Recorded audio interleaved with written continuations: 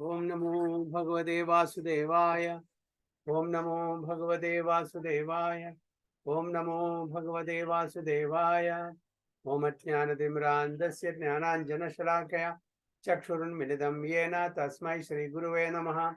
Shri Chaitanya Manobhishtam Sthapitam Yena Bhutale Swayam Rupa Kada Mahyam Dadati Supadadikam Vandeham Shri Gurum Shri Udapadakamalam Shri Gurum Vaishnavamsya Shri Rupam Sagrajatam Sagana Raghunatham Vidam Tam Sajivam Sadvaidam Savadutam Parijana Saitam Krishna Chaitanya Devam Shri Radha Krishna Padan Sagana Lulita Shri Vishakham Vidamsya He Krishna Karuna Sindhu Dinabandhu Jagatpati Gopesha Gopika Kanda Radha Kanda Namastude Tapta Kanjana Gaurangi Radhe Vrindavaneshwari Rishabhanu Sude Devi Pranamami Hari Priye Vancha Kalpatarupecha Kripa Sindhu Bevacha Patidanam Pavanebhyo Vaishnavebhyo Namo Namaha Nama Om Vishwapadaya Krishna Prishtaya Bhudale Srimate Bhaktivedanta Swami Nidinamine Namaste Saraswate Deve Gauravani Pracharine Nirvishesha Shunyavadi Vashyatya Deshatarine Jaya Shri Krishna Chaitanya Prabhu Chaitanya Nityananda Prabhu Nityananda Advaita Shri Gadadhara Advaita Srivasadi Gadadhara Gaurabhaktavinda Srivastava Hare Gaurabhakta Krishna Hare Krishna Hare Krishna Krishna Krishna Krishna Hare Krishna Hare Hare Hare Rama Hare Rama Rama Rama Hare Rama Hare Hare Guruve Gaurachandraya Radhikaya Tadale Krishnaya Krishna Bhaktaya Tad Bhaktaya Namo Namo Hare Krishna Hari Om Tat Sat Hare Krishna Hare Hare Krishna Krishna Prabhuji. Hare Krishna Prabhuji. So we are reading from Srimad Bhagavad Gita as it is, chapter 18, text 51 to 53. So we are just reading the translation and purport. We already started last week this particular slokas. So being purified by his intelligence and controlling the mind with a determination, giving up the objects of sense gratification, being freed from attachment and hatred, one who lives in a secluded place, who eats little, who controls his body, mind, and power of speech, who is always in trance, and who is detached, free from false ego, false strength, false anger, and acceptance of material things, free from false proprietorship and peaceful, such a person is certainly elevated the position of self-realization. So who is eligible to be promoted to that level where one can attain self-realization? That's what Krishna is telling Arjuna. So these are the qualities one should possess to become eligible for self-realization. We have explained this in the last class. Let's read the purport. When one is purified by intelligence, he keeps himself in the mode of goodness. So what is the method or process to purify intelligence? Last time we spoke. What we should do? We have to learn the Shastras, Prabhuji, from Bonafide Parapara. Yeah, we should do Swadhyaya. We should read, study, this scriptures, Bhagavad Gita, Bhagavatam, so that it will purify our intelligence. Tadami buddhi yogam tam yenamam upayanti de. Tesam Satada Yuktanam Bhajadam Priti Purvagam Dadami Buddhi Yogam Dam Enamam Upayante. Lord Krishna tells Arjuna. Okay, so we should purify intelligence by studying Vedas, scriptures. Krishna's mercy will be there, and he will give us the intelligence by which we can go to him. That's what Krishna says. What we should do? Satatam Kirtayam Domam. Always, not once in a week, not 1 hour, not 2 hours. How is it possible 24 hours a day?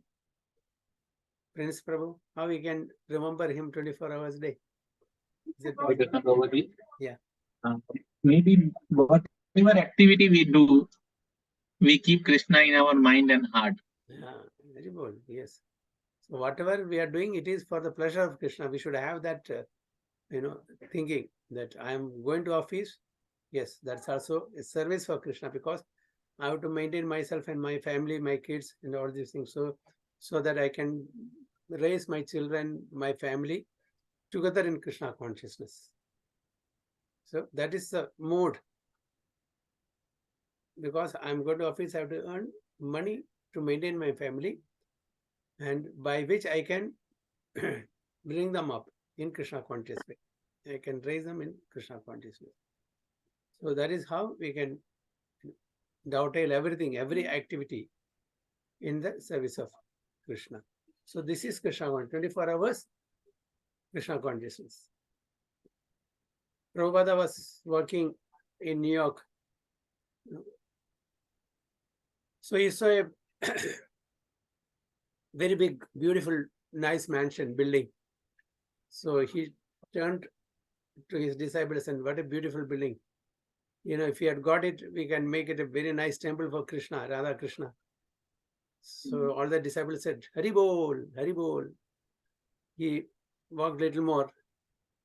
Then he saw a very good car. Okay. Then he said, oh, very good car. If you get this, we can use this in the Krishna service. Then devotee said, Hari Bol, Hari Bol.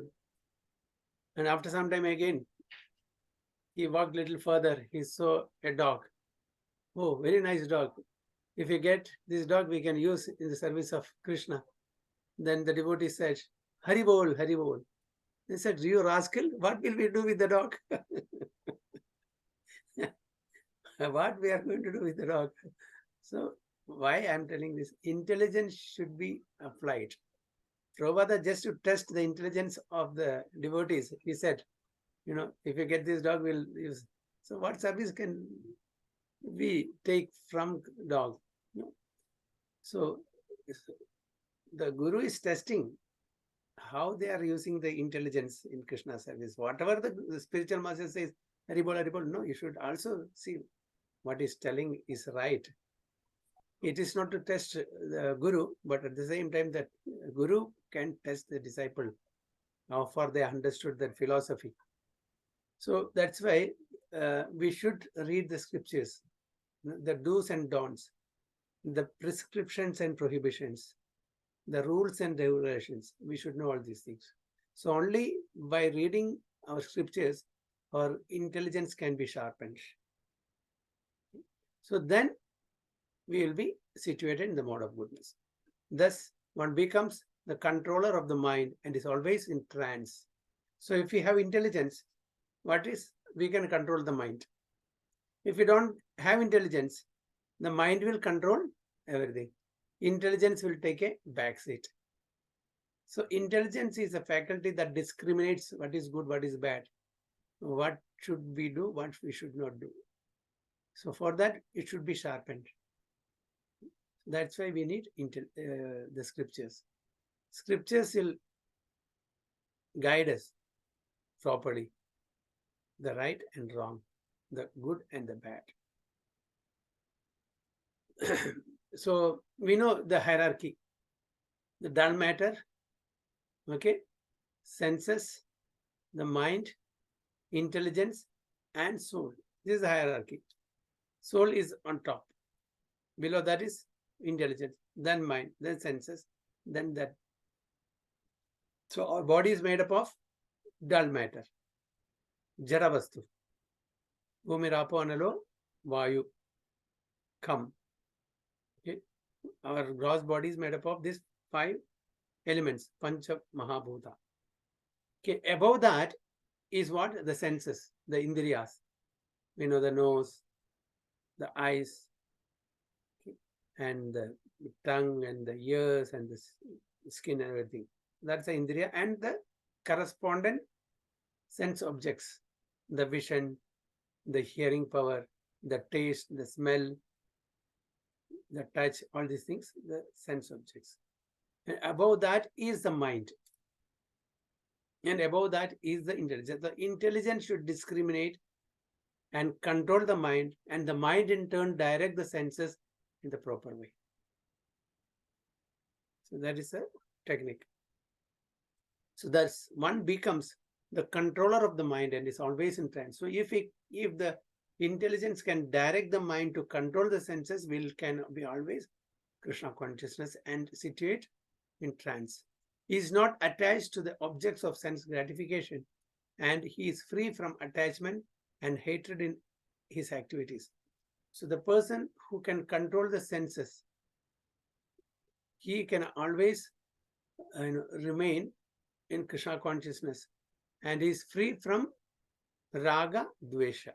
That's what it says. Attachment and hatred. Raga means attachment, Dvesha means hatred. You'll be free from that if we can control the senses. Such a detached person naturally prefers to live in a secular place, does not eat more than what he requires, and he controls the activities of his body and mind. So these are the qualities of such a person who can control the senses, the mind, with the use of the right intelligence. Okay. So he will not unnecessarily entangle himself in this material world, involving in various allurements.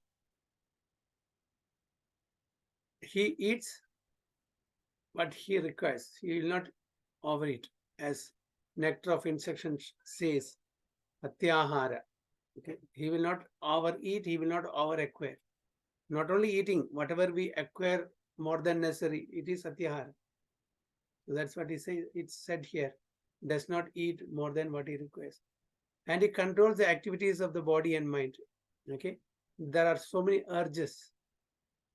Vacho Vegam, Manasa Krodha Vegam, Jihva Vegam, Udaro Pashta Vegam. These are all the urges of different organs or different limbs of the body. Vacha, okay, there's a tongue. Manasa, what is that? Mind. Krodha, the anger. These are all urge. We cannot control it. So impulsive, so spontaneous. We cannot control unless our mind is controlled by the intelligence, and intelligence by means of the scriptures will not be able to control. So the vacha, the speech should be controlled, mind should be controlled, and the, what is the other one? Anger should be controlled. These are the subtle urges of a person. Subtle, this is not gross. And plus gross urges are there. Jivha Vegam, Udaro Apashta Vegam. Jiva means, again, the tongue. That is for eating. We should not overeat, as it's already mentioned. And Jiva Udar, the stomach, eating again. Okay, stomach. We want to fill our belly, and genitals. So this should be controlled. A person who can control all the 6 urges, 3 subtle and 3 gross, they can become Goswamis. They can make disciples all over the world. That's what that slogan says in Nectar of Instruction by Rupa Goswami. It's a beautiful book to read and understand. It's a very high philosophy, but we should know, at least theoretically, these are the things that we should practice. Gradually we are supposed to practice. Overnight it is not possible, because if one can do that, there's nothing like it. So slowly and gradually we should come to that level of controlling all these urges. So that's what here it is said. He has no false ego, because he does not accept the body as himself. So one who thinks that he is the body, he is in false ego. Okay? We are not the body, we are the souls. So we should not identify ourselves as the body. So false ego is thinking that I am the body, and these are all my extensions. This, my wife, my husband, my children, my friends, my extensions of the self. So this is identifying with the body matter. Nor has he a desire to make the body fat and strong by accepting so many material things. Because he has no bodily concept of life, he is not falsely proud. A devotee who is above the bodily conception of life, he will not be falsely proud. He is satisfied with everything that is offered to him by the grace of the Lord.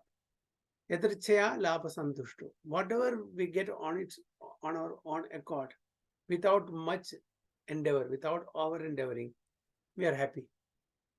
There are people, just to,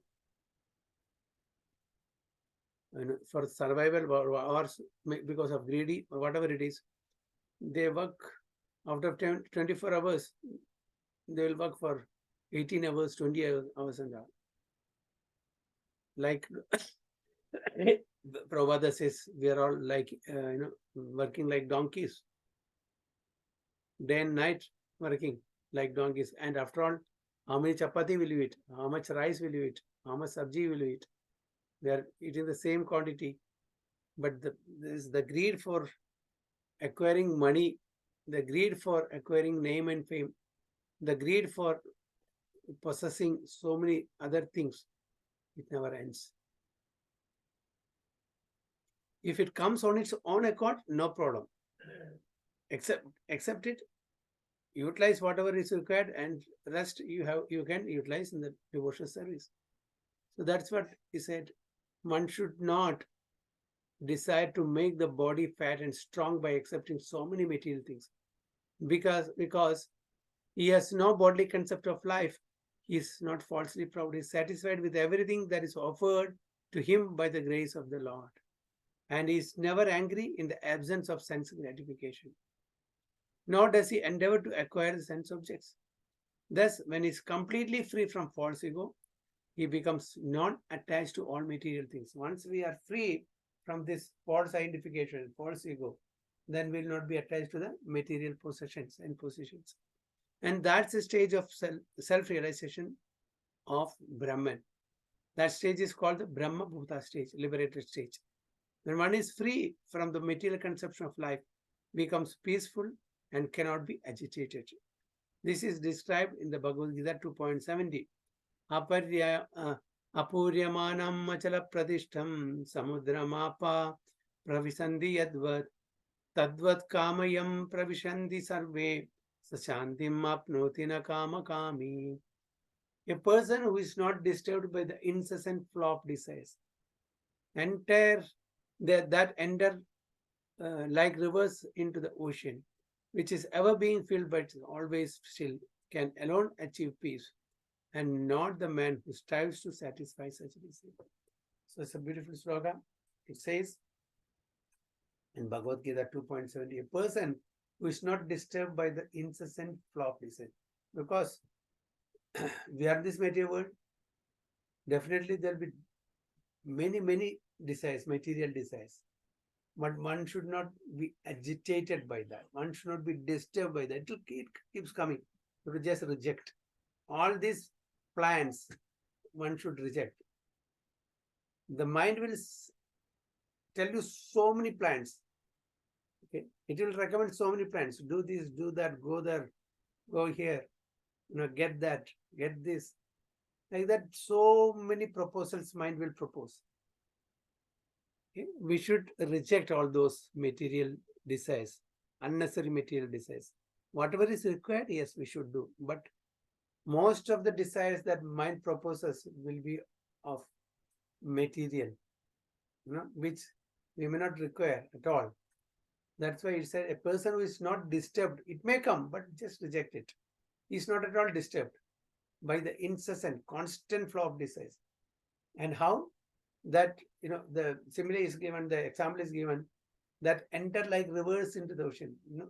All the rivers, from far places, it dodges all the hills and forests and all these places and enters into the ocean.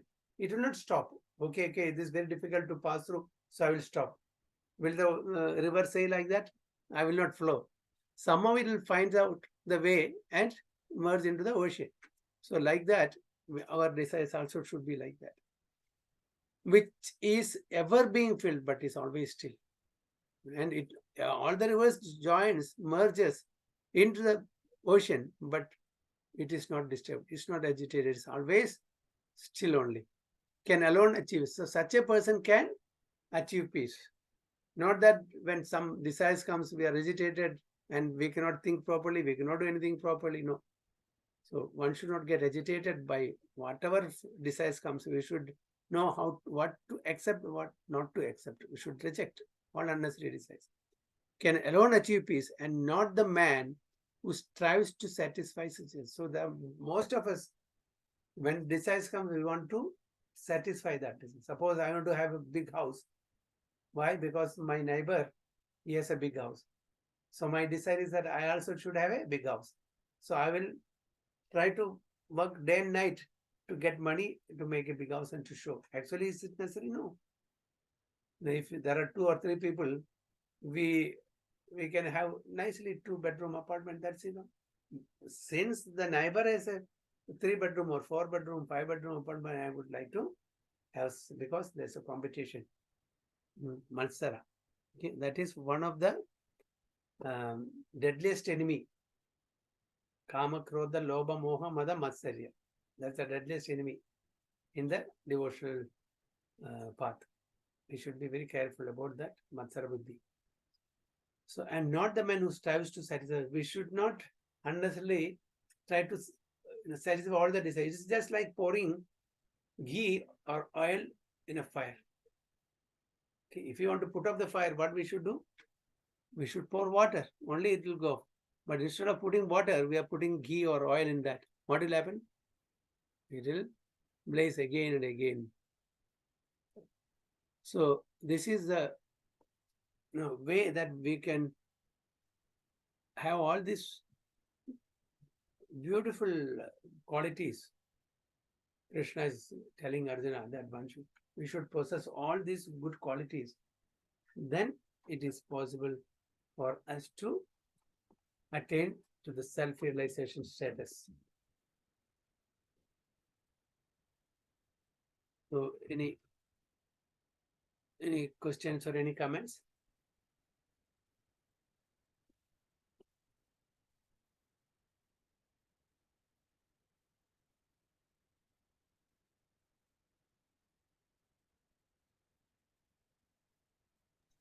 Yes, Prabhuji.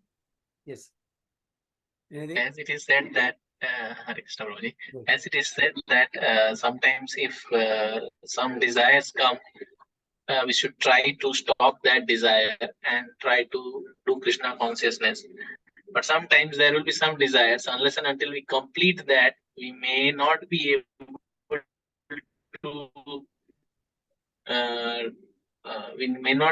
to give 100% attention or do that. So how should we overcome this? Okay. If the desires is pleasing to Krishna, no problem. You can go ahead. If there's Maybe because the mind and is not. Yes, Prabhuji. If the desire is to satisfy our senses, and it's not a must, it's not necessary, we should try to console the mind. That's why we have to read the scriptures, we have to chant offenselessly with attention. Then we will be able to control the mind. Intelligence will work properly to control the mind, and mind is the culprit. Mind can control the senses because the desires are all coming from where? From the mind. Okay, and when the desires arise, and it wants to fulfill, so mind is the culprit. So mind should be engaged in devotional service. By engaging in devotional service, Shravanam, Kirtanam, Vishnu Smaranam, Padasevanam, Archanam, Mandanam, Dasyam, Sakyam, Atma Nivedanam. These are all different limbs of devotional service. So if we are doing any of this devotional service properly, mind can be under our control. Then desires will take back seat. We can tell the mind, stop it. I don't want.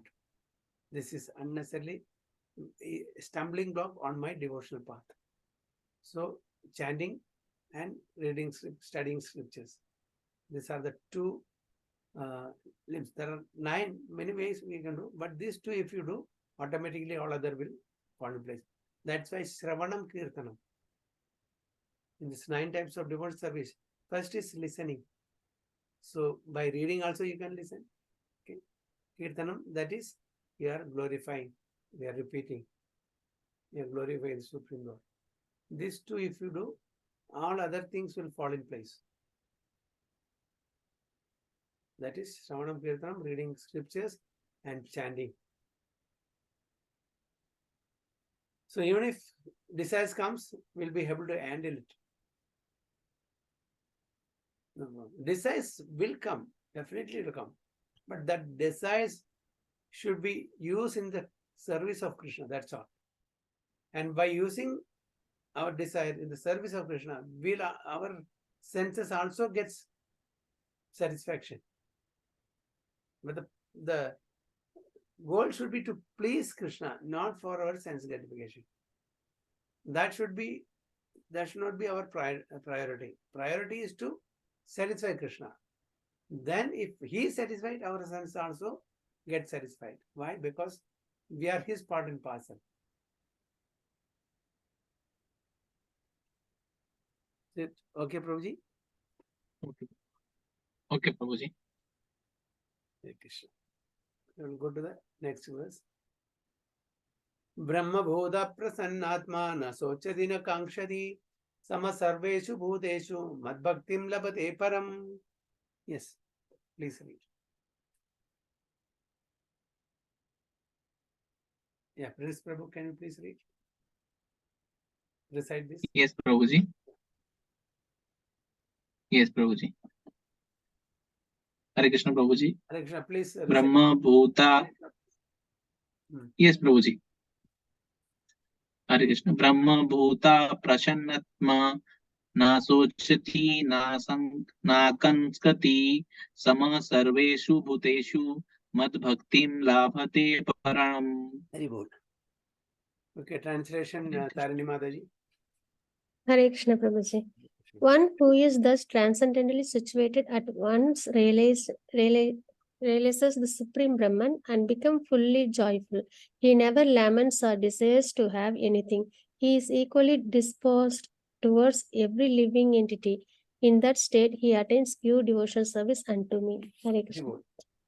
One who is this transcendently situated at once realizes Supreme Brahman and becomes fully joyful.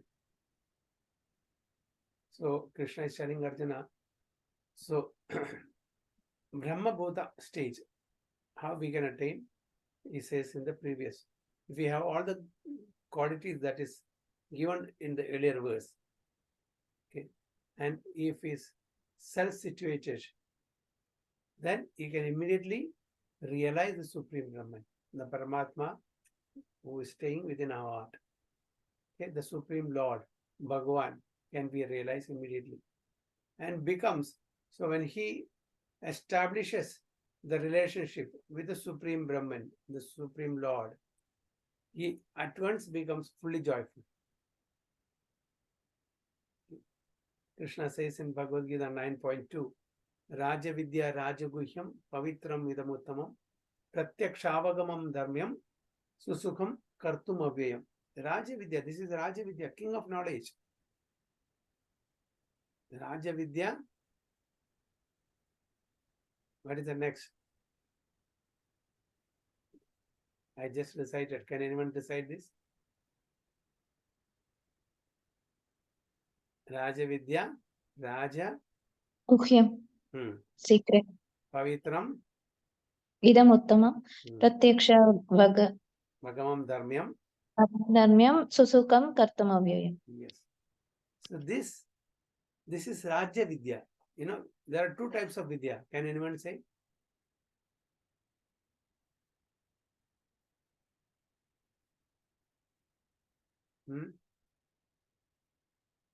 Two types of Vidya. Char those.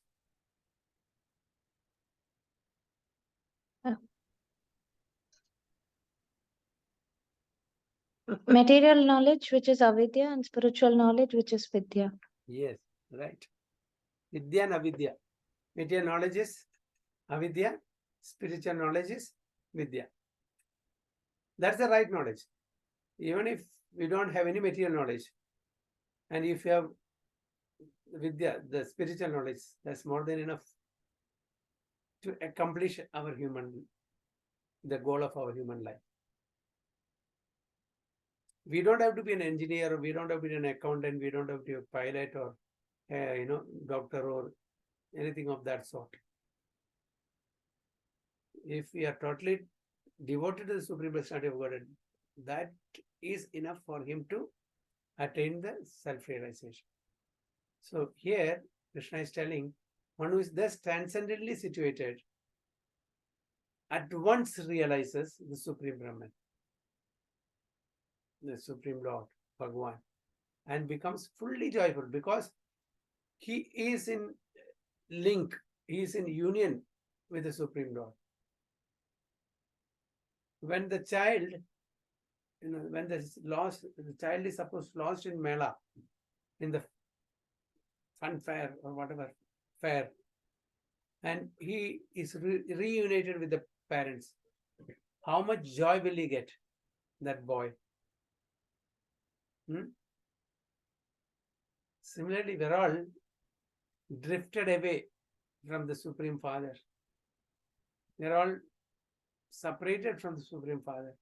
Now, when we meet together, unite together, how much joyful it is, we don't know, because we don't know the value of that union. We don't know who he is. That's why we cannot fathom the joy that we may derive by this union. But slowly and gradually, as we get kicked by Maya, left, right, and center, because we are in the material world, because of so many desires comes for us to, enjoy. And when that is not fulfilled, we will be totally frustrated. That time we will turn our face to Supreme Lord. Then we'll start reading scriptures, we'll start inquiring from devotees, how come you are very joyful? Why? I have everything. I have palatial house, money, naukar, chakar, everything, but I am not happy. There was a devotee in Abu Dhabi. He's not there. He's already gone to India. So he was an engineer. He was working for a company. He used to, most of the time, whenever he does his work very properly, punctually, but the extra time he used to read Bhagavad Gita, Bhagavatam, everything. He never used to, bother others. He was pakka in his work. Management was also very happy. But there was another guy who was envious of him. This person is, is reading Bhagavad Gita, Bhagavatam, is of another faith, that person. And he is feeling envious because he is always getting good support from the management also, because he is pakka in his work also, office work also. So he started screwing, and telling some that he is like that, religious. Suddenly they also got, then they stopped. Why you are reading this? You are not supposed to read. He said, I'm reading in my free time. Whatever work you are giving, I'm completing. I'm not taking your, not doing, not completing the work. I'm completing everything. Then whatever spare time. Then later on, this went on for some time. Then he was terminated. He was given notice period. He said, okay, no problem. If you want to remove me, remove. He was so happy. So seeing he was happy even after termination, this person could not digest that. How come he is so happy? He is terminated, but still he is joyful. Because his devotee is always chanting the holy name of the Lord. But then after what happened, the person who complained, who was envious, he could not manage the work because he was terminated and all the work came upon him, the person who complained. Then he could not handle. Then the company had to call him back. There was a company called him back and he worked. Then he said, no, enough is enough. I am leaving. He left after 3 or 4 months. He worked. Then he left by himself. The company realized the value of that employee. So like that, devotees are always joyful. They don't bother. So one has to come to that stage. That's what it means. So one who is thus transcendently situated at once realizes Supreme Brahman and becomes fully joyful, never laments. You will not, oh, I had this, I lost it. What could I do now? It's very difficult for me to live without that. I had so much money, I lost it. I had that, I had this possession, that possession. And nor he decides to have anything. Oh, I would like to have a palatial house, big car, this, that. No such unnecessary desires also. He is equally disposed toward every living entity. And he is not feeling envious also. That person has, I don't have. So equally, that is what Krishna says in Bhagavad Gita also. Vidya Vinaya Sampanne, Brahmane Gavi Asini, Suni Chaiva Sopakecha Pandita Samadarshana. He's a Pandita. Equal vision. He will not discriminate, oh, this is big person, this small person. He's rich, he's poor. He's Brahmana, he's Chandala. He will not discriminate. He's equally disposed toward every living entity. Now, he's not seeing the covering of the living entity, he's seeing the soul within. The soul may have different bodies. Body of a dog, body of a cat, body of a tree, body of a human being, or body of a demigod. But he's not seeing that outer covering. He's seeing the soul within, which is Atma, Sachidananda. So he is seeing that. He's not seeing the person on a bodily conception of life. So in that state, he attains pure devotional service unto him. So that is what one has to come to, that, EQ vision. Samadarshana. So to the impersonalist, achieving the Brahma Bhuta stage, becoming one with the Absolute is the last word. So as far as impersonalist Mayavadis are concerned, they want to merge into the impersonal Brahman, the Brahma Jyoti of Supreme Lord. The Brahma Jyoti is, the effulgence that emanates from the body of the Supreme Lord. So they want to merge into that Brahma Jyoti. But for the personalists, for devotees or pure devotee, one has to go still further to become engaged in pure devotional service. The devotees doesn't want to lose their identity.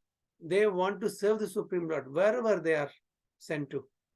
If they are put in material world, okay, they will serve you. They are sent to hell, no problem. They will serve. So that is the devotee's desire. Now, this means that one who is engaged in pure devotional service to the Supreme Lord is already in a stage of liberation called Brahma Buddha. So a pure devotee is already in the Brahma Buddha stage. Oneness with the Absolute. Without being one with the Supreme, the Absolute, Supreme, the Absolute, one cannot render service unto him. Okay, can anyone explain what exactly this is meant? This particular sentence. This means that one who is engaged in pure devotional service to the Supreme Lord is already in a state of liberation called Brahma Buddha, oneness with the Absolute. Without being one with the Supreme, the Absolute, one cannot render service unto him. What is the meaning of without being one with the Supreme Absolute, one cannot render service unto him? What do you mean by that? What did you understand?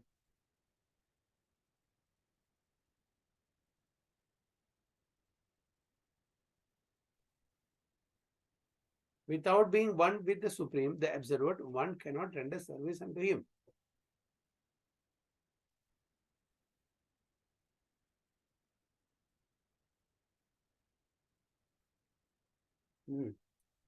Why silence? Hare Krishna, Prabhuji. Hare Krishna. Yes. Prabhuji, if we don't realize that we are the part and parcel of Lord Krishna, we cannot serve and satisfy Lord Krishna. Okay, good attempt. Prabhuji, Hare Krishna. Oneness with the Absolute. What does it mean?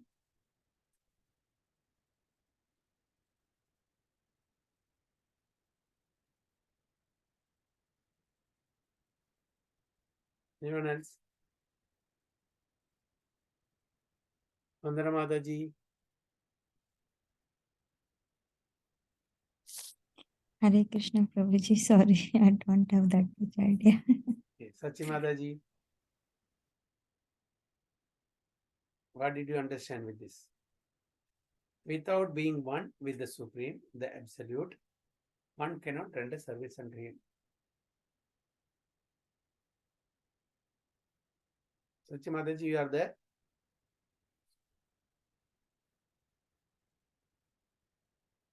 Not there?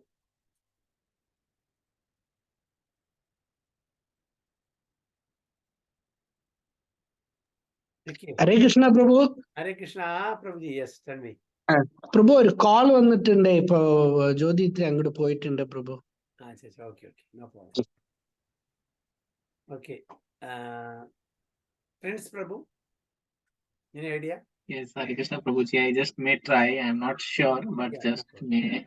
Try. Prabhuji, as it is written here, one who is engaged in pure devotional service Hmm. to Supreme Lord. So I think that service to Lord is it's not about service to Lord, it's about pure devotional service. Okay. So if if if if we are only having oneness with the absolute, if we have that feeling of Atma, if we have that feeling of Atma, and that we are part and parcel of God, then only we can do a pure devotional service. Okay. Otherwise, may not be pure devotional service, maybe. We are trying to reach that. Yeah. Somehow reaching that point. The Atma, what is the characteristics of Atma? Sachidananda, Sachidananda. And what is the characteristic of the Supreme Lord? same, Sachidananda. Sachidananda. So we have to be one with the Supreme Lord in quality. In quality, yes. Okay. Sat Ananda. We should not think I am this body, I am American, I am Indian, I am accountant, I am doctor, I am engineer. No. One with oneness, in the sense we should have the same quality of the Supreme Lord. We cannot have in quantity, but in quality we can have. We have to come to the stage of oneness with the Supreme Lord, means we should have the same quality as the Supreme Lord, Sat Chit Ananda. So that is what it means here. Oneness with the Absolute. But now are we? No, because we still identify ourselves with the body. I am black. I am white. I am African. I am Indian. I am American. I am doctor. I am engineer. I am accountant. I am sales. This, that. Okay, I am rich. I am poor. These are the identification. Are we oneness with the Supreme Lord from this perspective? No. We have to transcend this upadhis, and we should be realized person. In that Brahmabhuta stage, he will be coming oneness with the Supreme Lord. That means Sachidananda stage. So in the absolute conception, there is no difference between the served and the servitor. Yet the distinction is there in a higher spiritual sense. So here Prabhupada says, in the absolute conception, there is no difference between the served and the servitor. The served and servitor, the master and the servant. Yet the distinction is there in a higher spiritual sense. Okay. So in the absolute conception, there is no, but yet the distinction is there in a higher spiritual sense. In the material concept of life, when one works for sense gratification, there is misery, but in the absolute word, when one is engaged in pure devotional service, there is no misery. See, in the material world, how much ever you get comfort, but still there is misery. Isn't it? There is always misery. You cannot stay without miseries. In the material world, it's not at all possible without misery. But in pure devotional service,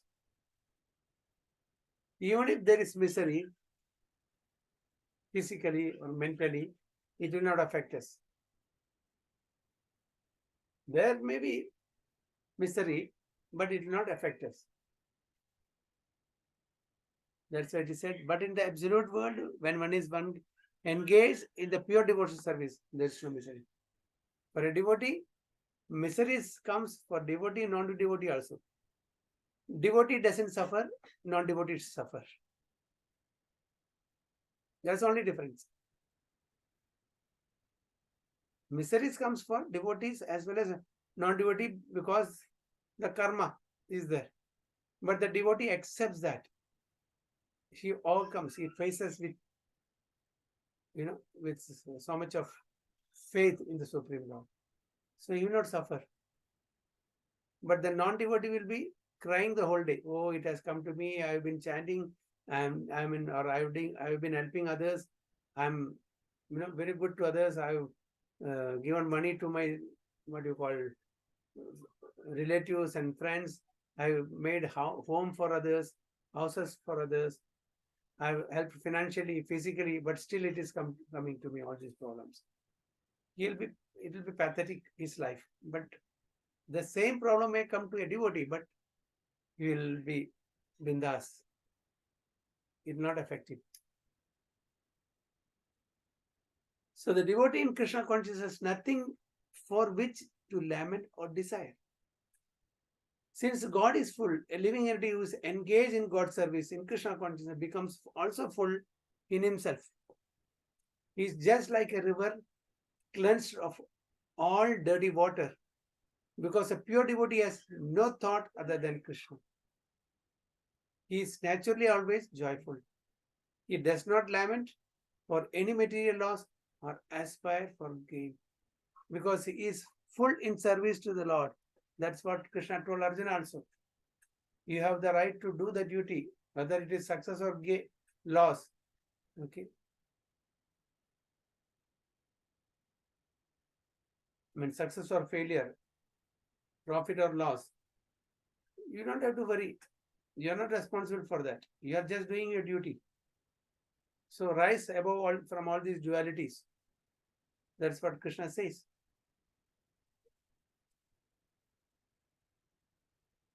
Because he knows that every living entity is a fragmental part and parcel of the Supreme Lord, and therefore eternally a servant.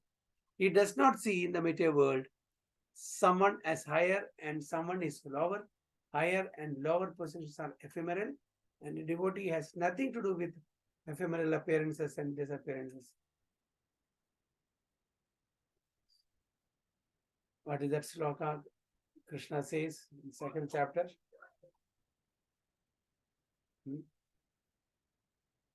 The summer and winter season keeps coming and going.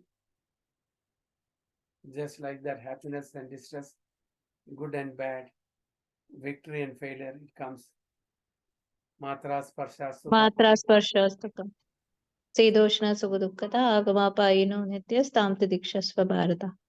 He tolerates. He knows it will come. Because we are the cause for this. In the material world, everything is dvanda. We have to overcome that. We have to tolerate all these things. And for him, stone and gold are of equal value. For devotee, what about us? On the way, if he finds 1 kilo gold, will we think, oh, this is equal to stone? What do we do? Forget about 1 kilo, 1 gram gold.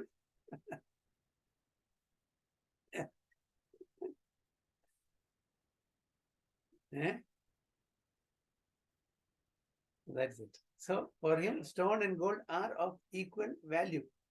This is the Brahma Buddha stage. So we have to reach to that stage. And this stage is attained very easily by the pure devotee. So you know where we are now. How far we have to go to become a pure devotee. When we see the gold, diamond, anything on the road, unless and until you want to utilize that in the service of the Lord, you can then pick it up. Otherwise, it's not. Yes, you can do a good thing. Yeah, whom it belongs to, we can find out that person and deliver it, because it's of value, material value. We should not ignore it, but we should not use it for our sense gratification. So in that stage of existence, the idea of becoming one with the Supreme Brahman and annihilating one's individuality becomes hellish. The idea of attaining the heavenly kingdom becomes phantasmagoria. And the senses are like serpents whose poison teeth are broken. As there is no fear of serpent with broken teeth, there is no fear from the senses when they are automatically controlled. The world is miserable for the materially infected person. But for a devotee, the entire world is as good as Vaikuntha. So a devotee can make even this material world as Vaikuntha or the spiritual sky. The highest personality in this material universe is no more significant than an ant for a devotee. So what a beautiful statement. Okay. The highest personality in this material universe is no more significant than an ant for a devotee. He may be, multi-billionaire. Money-wise is the number one. Education, material education-wise, he has got PhD, this, that, so many degrees. All these things are, what he says, no more significant than an ant as far as devotee is concerned. It is like we are having so many zeros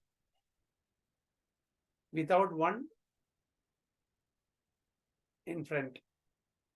We have so many zeros, but no value, no number in front of that zeros. If you have one number, 1 or 2 or 3, whatever it is, then it has value. Otherwise, all these material acquisitions and possessions of no value, all so many zeros. Such a stage can be achieved by the mercy of the Lord Chaitanya, who preached pure devotional service in this age. So if you also want to come to that stage, so the best method is to get the mercy of Chaitanya Mahaprabhu. So we have to follow the instructions of Chaitanya Mahaprabhu. He says, chant Hare Krishna, Krishna Krishna, Hare Hare, Hare Rama, Rama Rama. Hare. Follow this process. Rest, everything will be taken care of by Chaitanya Mahaprabhu's mercy.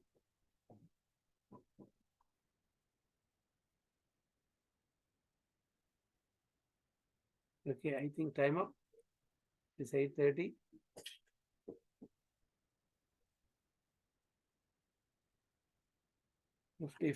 So we'll stop here.